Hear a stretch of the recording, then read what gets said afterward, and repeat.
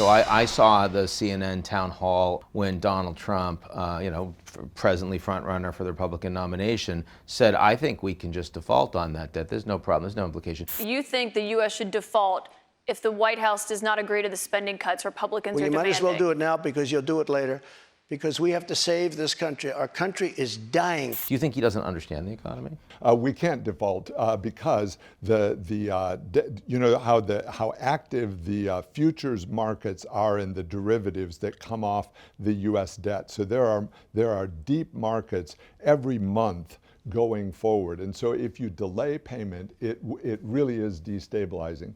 And so I think I don't think the U.S. will default. I worked on the debt limit increases in the 1980s. President Reagan really didn't like having to ask Congress to raise the debt limit. You're basically threatening not to pay loans you've already taken. That's right. The credit card that you need to pay off. You've spent the money. You spent the money. What? You're not going to pay. And there's no methodology for making logical decisions on who not to pay. And so it's really problematic. So I think they will sort it out. I thought it was good that the House passed a bill saying how they would do it. And it's good now that the president is engaged in negotiation to figure out how to do it in an effective way.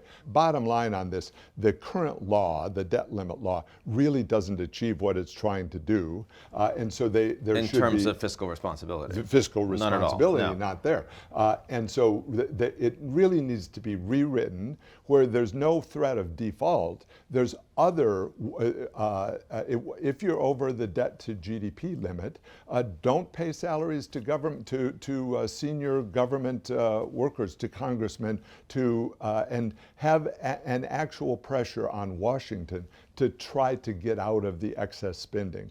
So rewriting the debt limit, the world would look at that and say, holy mackerel, the world's leader is now having a rational fiscal policy. So that's going to be growth enhancing. You would immediately begin seeing more investment in the world if there was some relief from the idea of the advanced economies taking all the money. Now, I continue to get people randomly saying we should mint $1 trillion coin. Please tell me very quickly the stupidest reason why we shouldn't do that.